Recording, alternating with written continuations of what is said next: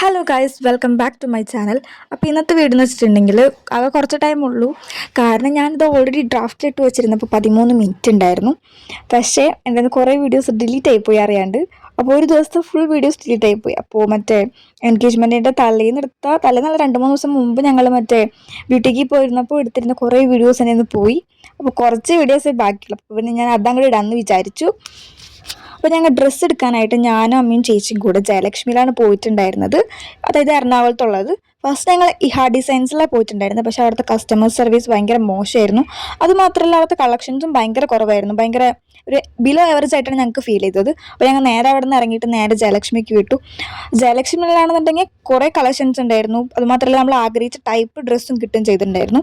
എനിക്ക് ഈ video edit ചെയ്യുമ്പോൾ ചെറിയ വിഷമമുണ്ട്. കാരണം വെച്ചിട്ടുണ്ടെങ്കിൽ ഒരു 15 മിനിറ്റ് ലെങ്ത്തുള്ള വീഡിയോ ഞാൻ ഡ്രാഫ്റ്റിലിട്ട് വെച്ചിട്ടുണ്ടായിരുന്നപ്പോൾ. പക്ഷേ ഒരു ദിവസത്തെ ഫുള്ള് വീഡിയോ കാണുന്നില്ല. അതായത് ഫുള്ള് ഡിലീറ്റ് ആയി പോയെന്നാണ് കാണുന്നത്.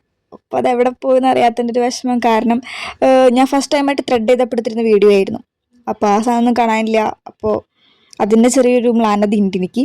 പിന്നെ ഞാൻ ആദ്യമായിട്ടാണ് ഡ്രസ്സ് എടുക്കാൻ പോയിട്ട് ഒറ്റ കടയിൽ നിന്ന് ഡ്രസ്സ് ഫിക്സ് ആക്കുന്നത്. അതുമാത്രമല്ല ഞാൻ ആകെ 2-3 ഡ്രസ്സ് നോക്കിയിട്ടുള്ളൂ. അതിൽ അപ്പം തന്നെ ടപ്പ് എന്ന് പറഞ്ഞിട്ട് സംഭവം ഫിക്സ് ആക്കിയിട്ടുണ്ട്. അമ്മ പറഞ്ഞിരുന്നത് പോരുമ്പോൾ തന്നെ പറഞ്ഞിട്ടുണ്ടായിരുന്നു, നീ 1 മണിക്കൂറൊക്കെ ഒരു ഡ്രസ്സ് നിന്നിട്ടുണ്ടെങ്കിൽ നടക്കില്ല എന്ന് പറഞ്ഞിട്ട് കൊണ്ടുവന്ന് തന്നെ.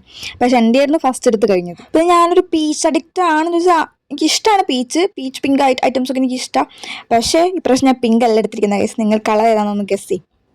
അപ്പോൾ ഞാൻ എൻ്റെ ഡ്രസ്സ് എൻഗേജ്മെൻറ്റിന് കറക്റ്റ് ഒരു 20 ദിവസം മുമ്പ് ഞാൻ കൊടുത്തിട്ടുണ്ടായിരുന്നു. എന്നിട്ട് സ്റ്റിച്ച് ചെയ്യാനായിട്ട് കൊടുത്തിട്ടുണ്ടായിരുന്നു. കാരണം ഞാൻ ഹോസ്റ്റലിലായ കാരണം പിന്നെ എനിക്ക് ലീവ് കിട്ടുന്നത് കറക്റ്റ് എൻഗേജ്മെൻറ്റിന് ഒരു 2-3 ദിവസം മുമ്പായിരിക്കും എനിക്ക് ലീവ് കിട്ടാം.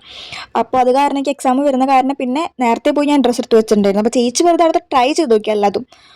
ജസ്റ്റ് ഡ്രസ്സൊക്കെ ഒന്ന് വെച്ച് നോക്കി ഏത് ടൈപ്പ് കളറായിരിക്കും ചേരാന്നൊക്കെ ഒന്ന് വെറുതെ നോക്കിയിട്ടുണ്ടായിരുന്നു. അപ്പോൾ അവൾക്ക് അവിടെ കണ്ടതിൽ ഇഷ്ടപ്പെട്ട ഒരു ഐറ്റം ആയിരുന്നു ഇത്, ലാവൻഡർ കളർ. വീഡിയോയിൽ പക്ഷേ വേറെ കളറായിട്ട് തോന്നണേ.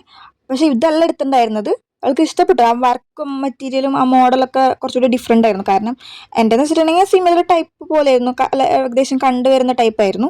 അപ്പോൾ ജയലക്ഷ്മിന്ന് സംഭവമൊക്കെ സെറ്റായി. പിന്നെ വേറെ കുറേ ഐറ്റംസ് ഒക്കെ നോക്കി. അമ്മയ്ക്ക് സാരി നോക്കിയിട്ടുണ്ടായിരുന്നു പിന്നെ ജയലക്ഷ്മിയിൽ. പിന്നെ കുറച്ച് കുർത്താസും പിന്നെ അമ്മയ്ക്ക് സാരിയൊക്കെ നോക്കിയിട്ടുണ്ടായിരുന്നു അവിടെ തന്നെ. പിന്നെ സംഭവം ബില്ലൊക്കെ പേയ്മെൻറ്റൊക്കെ ചെയ്ത് കഴിഞ്ഞ് ഞങ്ങൾ നേരെ വിശന്നിട്ട് പാണ്ടായിരുന്നില്ല. കാരണം കുറേ ടൈം ഇഹയിൽ പോയിട്ടുണ്ടായിരുന്നു. അപ്പോൾ നേരെ അവിടെ അടുത്തുള്ളൊരു KFC പോയിട്ട് ഫുഡ് ഓർഡർ ചെയ്ത് വെയിറ്റ് ചെയ്ത് നിൽക്കായിരുന്നു. അപ്പോൾ നേരെ KFCന്ന് ഫുഡ് ഓർഡർ ചെയ്ത് സംഭവമൊക്കെ വന്ന് അപ്പോൾ അതൊക്കെ ഫുൾ കഴിച്ചുവിട്ടു ഞങ്ങൾ. ഇവിടെ നേരെ ഞങ്ങൾ വീട്ടിലേക്ക് പോയി. ചേച്ചിയാണെങ്കിൽ ഓഫീസിലേക്കും പോയി. അപ്പോൾ വീട്ടിലെത്തി കഴിഞ്ഞിട്ട് ഇതൊക്കെയായിരുന്നു ഫുഡ് ഐറ്റംസ്. അപ്പോൾ ഇത് നേരെ കഴിക്കുന്നു, നേരെ കയറി കിടന്ന് ഉറങ്ങുകയാണ്. ഞാൻ ഹോസ്റ്റലിൽ പോയിട്ട് പിന്നെ ഒരു 5 ദിവസം മുമ്പാണ് എത്തുന്നത് നാട്ടിൽ. അപ്പം ഞാൻ ഡ്രസ്സൊക്കെ എടുത്ത് കഴിഞ്ഞ് പോയതിന് ശേഷം ഞാൻ ഡാൻസൊക്കെ പഠിക്കാനായിട്ട് ഒരു 5 ദിവസം മുമ്പ് ഞാൻ നാട്ടിലെത്തിയിട്ടുണ്ടായിരുന്നു. അപ്പോൾ ആ ടൈമിലാണെന്നുണ്ടെങ്കിൽ എച്ചും ചിമ്മും അമ്മാമ്മയൊക്കെ വീട്ടിൽ വന്ന് നിൽക്കുന്നുണ്ടായിരുന്നു. അപ്പം ഞങ്ങൾ വിഷുവിന് വാങ്ങിച്ച കമ്പിത്തിരിയും മറ്റേ മേശപ്പൂ ഒക്കെ ഓൾറെഡി കുറച്ച് അച്ഛൻ ബാക്കി വെച്ചിട്ടുണ്ടായിരുന്നു. ചേച്ചിയും എടുത്തു വെച്ചിട്ടുണ്ടായിരുന്നു എനിക്ക് വരുമ്പോൾ കത്തിക്കാനായിട്ട്. അപ്പോൾ പിന്നെ എൻഗേജ്മെൻറ്റിൻ്റെ ടൈം എപ്പോഴാണ് ഞാൻ കത്തിച്ചത്. ചെന്ന് കഴിഞ്ഞിട്ട് എനിക്ക് ഓർമ്മ ഉണ്ടായിരുന്നില്ല സംഭവം കത്തിക്കണം എന്നുള്ളത്. പിന്നെ ലാസ്റ്റായി അമ്മ കത്തിക്കുന്നില്ല ചോദിച്ചപ്പോഴാണ് ഞാൻ പിന്നെ കത്തിച്ചത്.